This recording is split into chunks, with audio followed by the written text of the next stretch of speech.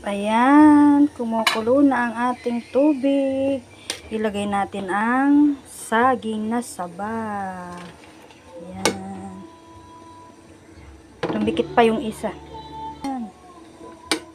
Kumulo na ang ating saging.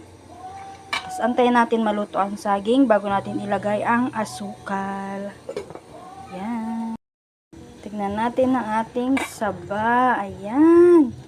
Guys, konti na lang maluto na siya. Pwede na natin ilagay ang ating asukal. Lagay po natin siya ng kalahati lang. Ayan. Ayan, haluin lang po natin konti. Ayan.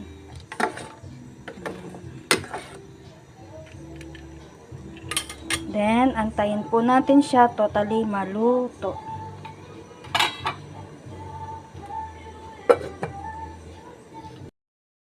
Tingnan natin kung luto na ang ating ayan guys, hindi ko na po pinakita sa inyo, nilagay ko na po ang ating sago. Ayan, para po yung hindi pa nasabay na luto, masasabay po siya maluto sa ating saba. Ayan guys, luto na po siya.